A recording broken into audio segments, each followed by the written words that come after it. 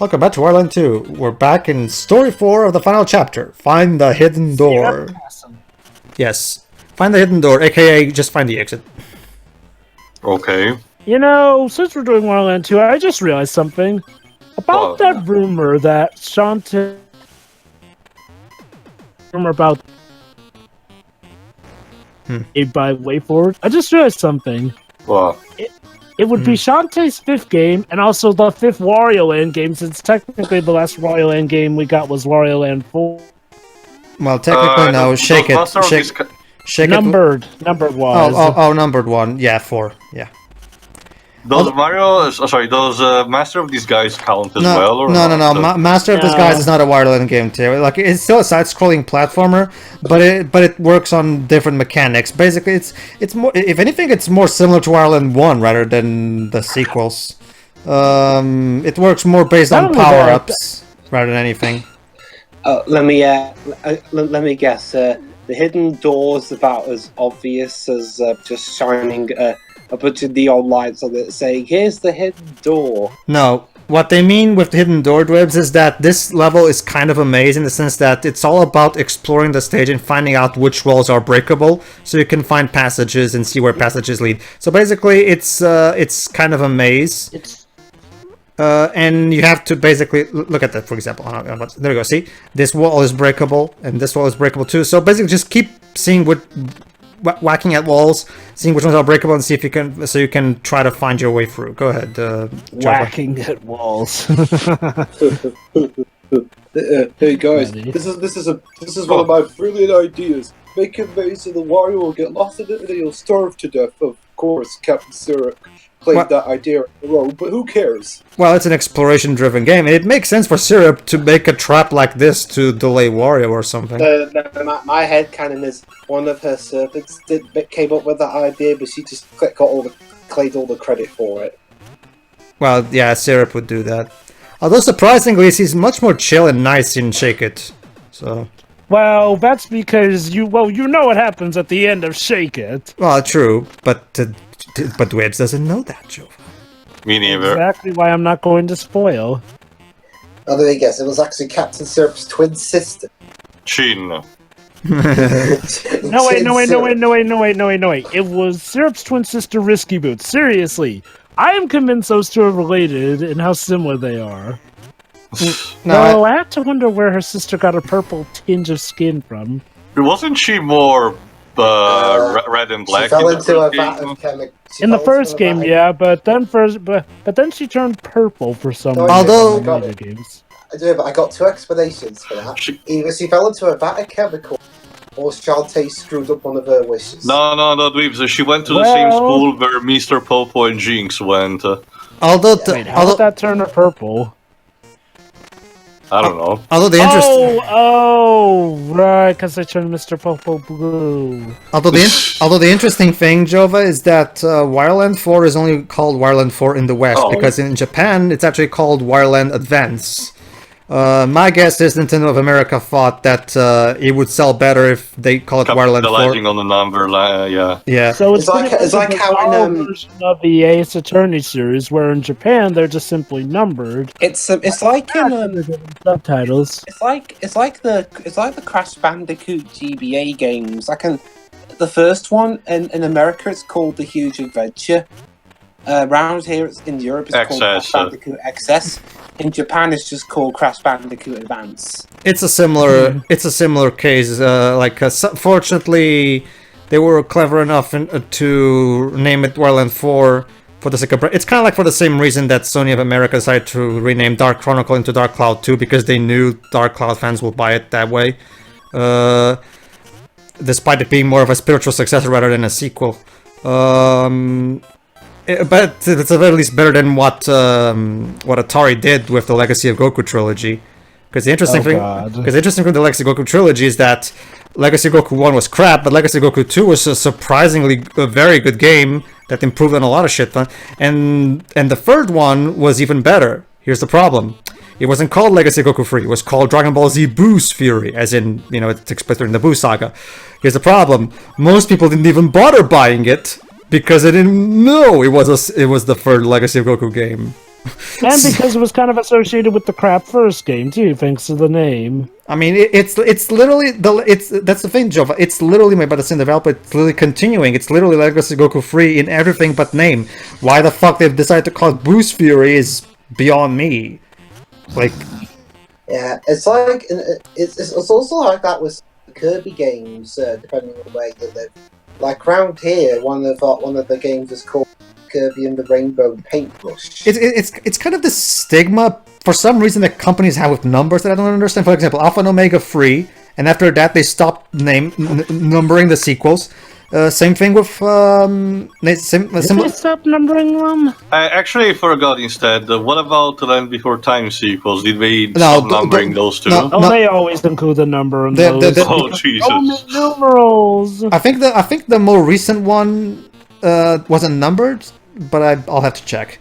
I feel like that one was too. I mean, seriously, I have never seen a Land Before Time title that doesn't have the iconic Roman numerals. Yeah, but we still need to find the treasure. Yeah, but the first 13 movies were indeed numbered. But that's the thing. So that's more like an exception rather than a rule, because a similar thing happened with the Halloween movies. After 5, they just stopped numbering them. Yeah, like they're embarrassed they made so many or something. Like I which I don't understand. Like, okay, I like numbers. They show progress and they make it easy. They stopped naming them after Halloween 6, I think. Oh, 6 was numbered as well? I think so. Ah, okay. Well, whatever. The point is they did stop numbering them at some point, regardless. So are you sure that they stopped numbering Alpha and Omega after 3? I could have sworn that they still Alpha and Omega 4. Yeah, 4 is... I checked on Wikipedia the titles just to be in tune with the movie commentaries you guys did. Yes, we stopped after a bit. Another thing about different title for games, depending on region, is that sometimes the name change can kind of makes it sound a bit more plainer than normal. Because, for example, Jova. Jova. Yes. Do you know the game Kirby's Return to Dreamland? Mm-hmm. Yeah. What the hell is that? I have no idea too. I have no idea what the hell that thing is. Over here and in Australia, it's Kirby's Adventure Wii. Yeah. Goody. Pedro, why did you get out a green cod piece? I have no. You'll have to ask the game, Jova. That's my cod piece. Also, Dweebs, you have to remember that Kirby doesn't sell that much here in Europe, so it's more likely that Nintendo didn't bother to market that much because it's more appealing in America. Mm-hmm. Yeah, well, they were renaming it as far back as the 90s. There was a game called Kirby's Avalanche. They renamed it Kirby's Ghost Trap. It really depends on the companies and everything, Dweebs. It happens all the time, honestly. Canvas Curse got renamed to Power Paintbrush. I mean, my favorite will always remain Insomniac.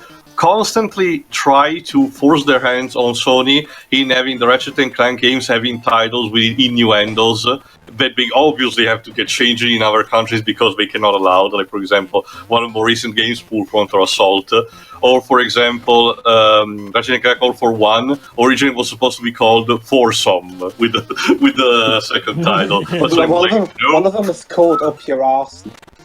Yeah. Although actually not round here in Europe and Japan, it's just called Ratchet & Clank 3. But yeah, aside from that, it always depends on the company. Alright, let's see what's the number.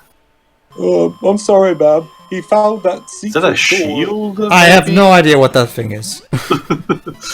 Let's see what the number is. 6.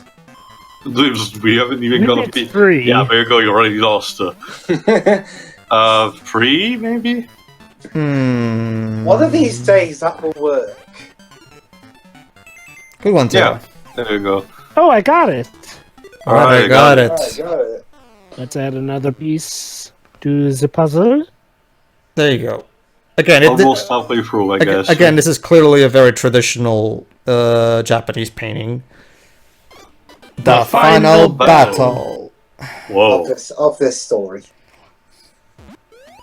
The Okay, final battle is rude. with, of This course, will- the pirate who throws stuff out his window. And so goes the Epic conclusion. and so goes the legend of Wario, the last hero.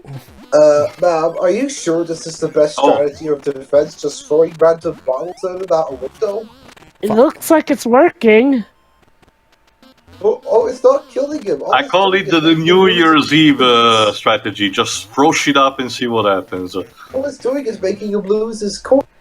Exactly. I don't want to kill him. I just want to rob him blind. And when So- he comes to me asking for death, then I shall kill him. So really, we're gonna financially depress him to death. Sure, why not? I permit to die.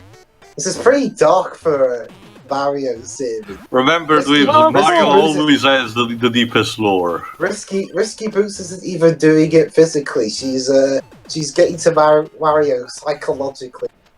Oh god, even Dwibs is calling her risky now. Well, Dweebs, Fuck, Syrup.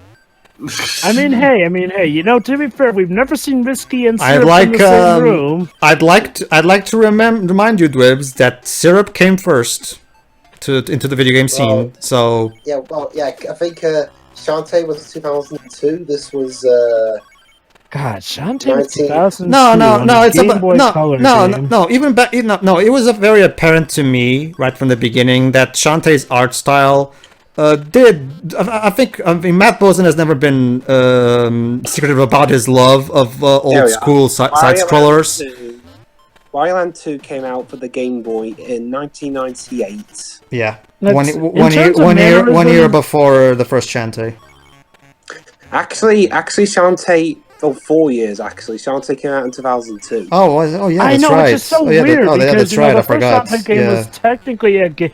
You know what's weird? It was still a game for the old Game Boy / Game Boy Yep. Color. Yeah. That's one of the reasons why I did not. Well, sell actually, that no. much. Well, actually, no, Joe. But remember, the first Shantae is one of those only for Game Boy Color games, in the sense that it only works on the Game Boy Color, not on the original Game Boy. Well, if you plug, Wasn't it? apparently, if you plug it in, apparently if you plug it into the Game Boy Advance, you get a few extra features. Well, yeah, there were games on the Game Boy Color that were like that. Webs, Oracle of Ages also had a feature like that. But see, the thing is, Joe, the Game Boy Color was actually an upgrade. It wasn't just color; it actually was an upgrade over the original Game Boy. It was basically a handheld NES, basically, which is why it had. Oh yeah. I know that. Well, the thing is, like, it's like it was so weird for a game exclusive to the Game Boy Color, unless you count the Game Boy Advance thing, to exist in 2002, which is, like you said, part of probably why it didn't sell as well. My guess is they figured that it's okay because Game Boy Let's not Color. forget also that this was when Shantae was owned by Capcom. Well, maybe not owned by Capcom, but They licensed by just Capcom. licensed the first title, but I don't think they had ever the intention of keeping the IP. No. The IP always belonged to Way Forward. It's my guess, Jova, the idea that they had was that it's okay because the Game Boy Advance is backwards compatible with Game Boy Color games, so Game Boy Advance owners will be able to play it regardless, so it's fine. That was their logic, I'm guessing. Wrong, I wonder. Except for maybe that absurd price that it is now. Well, yeah, mostly nowadays you're better off just buying it on the 3DS eShop. So. Yeah. Or using an emulator if you want the exclusives that come from playing it on the Advance. True. Yeah. Fortunately, fortunately, emulators have a function of registering games to detect that it's playing on a Game Boy Advance, so you can activate those hidden features. And for some reason, they didn't do that with the emulator on the eShop. I mean, you'd think they would, but. Oh, it was a shame that. Anyway, in terms of inspirations, I'm pretty sure that gameplay-wise, and maybe... I'm gonna say sort of, not plot-wise, but kind of, concept-wise, they took some inspiration from Wario. The weird thing, though, is that apparently, in terms of mannerisms, though, Matt Bozon has gone on to say that they took inspiration from an anime, Rumiko one made by Rumiko Takahashi. Which one? Ranma one half of all worlds. Ranma 1/2? I know, I was just as surprised. I mean, the closest I can imagine is Shantae doing lots of BAPs, which mimics the main gimmick about Rama 1.5, changing his gender. That's practically... BAPs. That's What true, you're very about true. Grandma? Apparently Shantae, apparently that's the major inspiration from Shantae figures. Oh, so a gender bending story inspired the story about a genie with long purple hair. It's weird, isn't it? When it comes to the design, Well, Lauren knows there's plenty of boobs in it, so of course it takes inspiration from a Rumiko Takahashi story. But that's the thing, Jova. When it comes to Takahashi's work, Inuyasha is definitely the more subdued in that regard, even if it has its moments of cuteness and fanfare and service and everything. So, but gone. Well, Tio, you just answered your question. Rama 1/2 has plenty more fan service, and that's certainly something that Shantae is famous for. I suppose, yeah. I guess the only other Rumiko Takahashi work that I'd say is even bigger on fan service is Urusei Yatsura, yeah. Or as we call him, Lamu. Yeah. Out of her works, it's hard to guess which is my favorite between Urusei Yatsura and Rama 1/2. Inuyasha would be my favorite, except for the fact that it had that stupid gap. I have a love-hate relationship with Inuyasha. On one hand, I really like it was one of the first type of media that I saw that incorporated the yokai culture in a more deep way. In that kind of way, I had the scope on an epic adventure and all that chat. The problem is that it wastes a lot of time on pointless stuff. Not even kidding, Jova.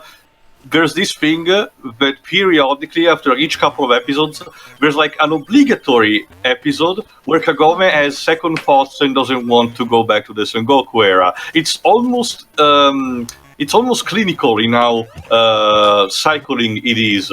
It's like a sign that Takashi didn't really knew how to pace things out and just like whatever, we just use this as to plug in the material. And it's a shame because these episodes are so lame and annoying and they always go nowhere. Like they're not even good for fleshing out the characters or expanding Kagome, her friends, or Inuyasha himself. They're mostly just there. But again, I will still really love to enjoy the product in itself. But anyway, it's like any Rumiko Takahashi project. You definitely, chances are you'll probably like it, but there's also going to be something that definitely annoys you. Yeah, Actually, Dweebs, it's not like that. The manga, the anime ended way after the manga was done. Sorry, could you repeat that? Basically, Dibs was trying to say that it would have been a similar case to, say, Full Metal Alchemist or Hellsing, where the anime would have ended before the Treasure. Would have ended before. That was sort of what it was like for the first half of the anime until it got revived. If you remember, they took like a sort of hiatus before finishing it, just so that the manga could be done in the meantime. Anyway, let's see if I can find it. Well, it's on easy mode, so you should be able to. Aha! Yeah, seriously. got it. God damn it, I missed it. There you go. You missed it? Yeah. So what is this time? Crown. Oh, that's more simple. At least I can tell. Simple. At least I can tell what it is this time. Unlike the cod piece. So that's where Princess Peach's crown went off. Alright, final battle. Time to face Syrup, I guess? Yes. There she is. In Doctor Wily capsule machine. Sure, why not? Of course. Alright. I'm impressed, Wario. You made it this far. And this time the now spirit. This is where your story ends. Well, that's more impressive than your. So, what's the strategy? Seriously. Oh, this, okay. With a noble Doctor Wily machines you could rip off. I find it interesting how the spearmen in this boss battle have helmets. It's I guess they're reinforced like that. There you go. Basically, just throw the spearman back at her. However, in phase 2, it becomes a bit harder because she stops throwing spearmen at you, and instead she throws bombs. Why do you keep? However, you don't throw the bombs back at her. What you have to do is, crap. Oh shit. Okay. Alright, let's try that again. Yes, all part of my plan. Where'd he go? You do know he's coming back, right, ma'am?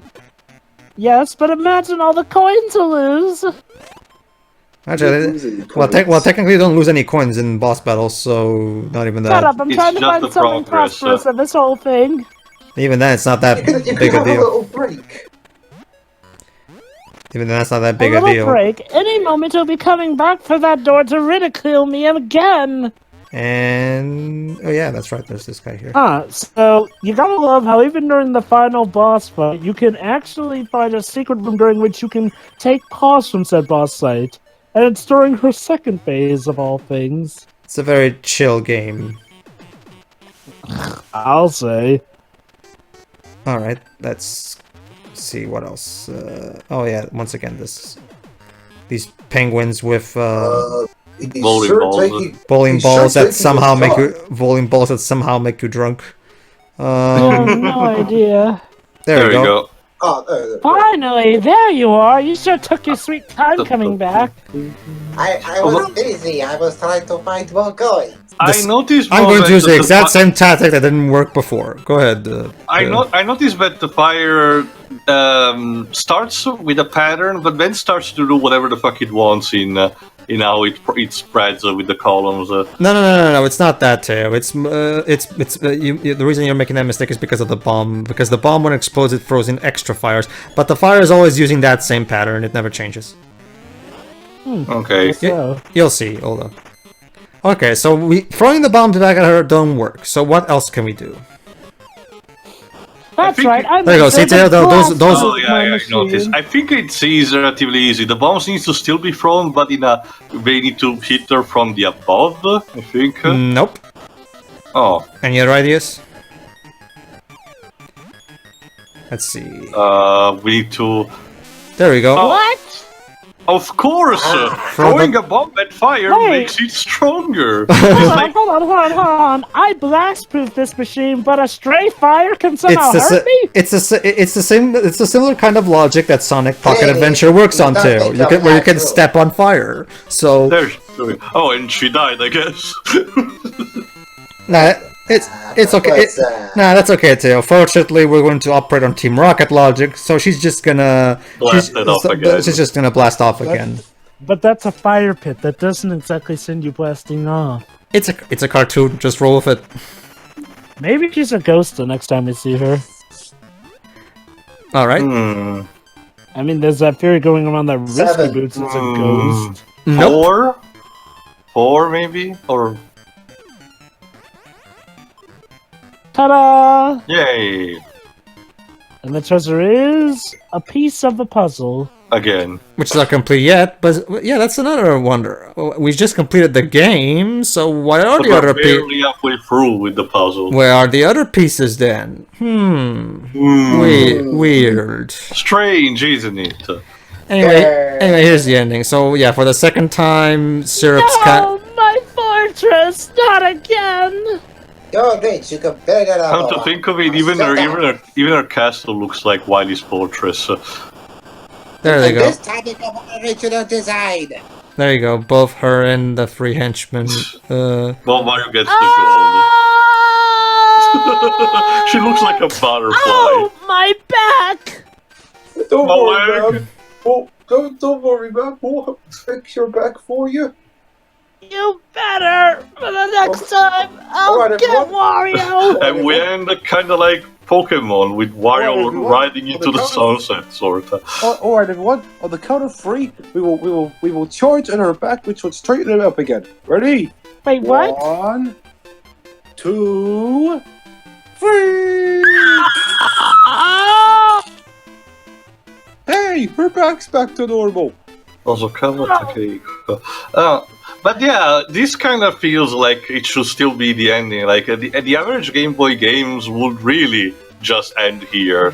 So I'm It surprised depends. I'm surprised how this was kind of revolutionary for the time. Mind you, Joe, I mean platformers. Obviously, you have a game like Pokemon, which is being a JRPG instead, is massive in itself. That's why it was a big And there was system also seller, Link's Awakening, which could also be pretty lengthy, too. I suppose. So yeah, basically, and Yao is helping us carry the treasures back as well. So basically, this is the ending. We get to see Wario's path all the way back to his castle. I mean, he did come a long way since that, so yeah.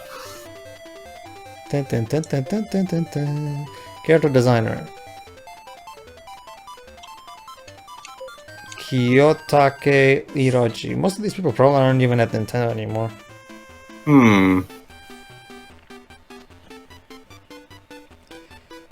Alright, let's see. Oh, okay, it's more people. Screen and map design. Screen? Okay. Well, the design around it. I mean, gotta love the man. With just the simple assets, he did manage to create these maze-like levels. So, props to that. Coordinator Matsumura Satoshi. Whatever. So yeah, that was the ending of the main canon campaign. So... Oh, so that's the one that's canon, they say. Gets back the reach. Wario gets back the riches, gets riches. It is, Joe, because when you go into the real ending, the real final level, it starts off at Syrup's castle as well. So I'm guessing they're probably going to go with this main one, and the other ones are just what if scenarios. Especially the first one, the first of the what if scenario plots in particular. Oh well, yeah. If it's what I think it is, then yeah, that one's definitely non-canon. Home sweet dog. And now for the pics where they got the birds are singing. Isn't it beautiful? Yeah. Why does the sun look like a black hole? Actually, the sun looks more like the Lion King symbol. Yeah, a spiral like that. Just be glad that it's not the angry son of Mario 3. I know, right? Which is now being brought into New Super Mario Bros. Form, thanks to Mario Maker 2. Special thanks Nintendo RD1, Super Mario. Yeah, Join the Nintendo Club today, Wario. Yeah, for some reason It was known back then, the Super Mario Club. Jim Warnell and Warnell? I'm guessing part of Naomi McDonald. I'm guessing he was part of Nintendo America. Yeah, the Nintendo America team, yeah. Come to think of Izushi it, Takahiro. I guess actually wonder who was the main responsible for Nintendo of America before Reggie went on board. Wasn't it Howard Lincoln?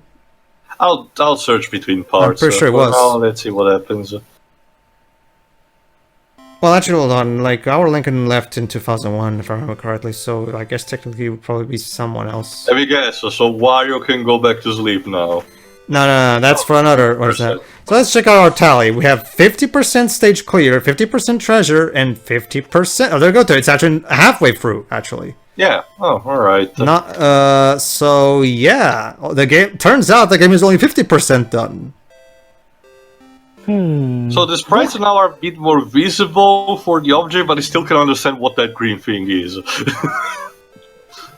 And there you go, we've also unlocked a chart, and look at that, there's a shit ton of hidden levels we haven't explored yet. And a few alternative endings, too. There you go. This was kind of a big surprise, because remember, back when this game came out, there was no internet. At least not to the extent that there is now.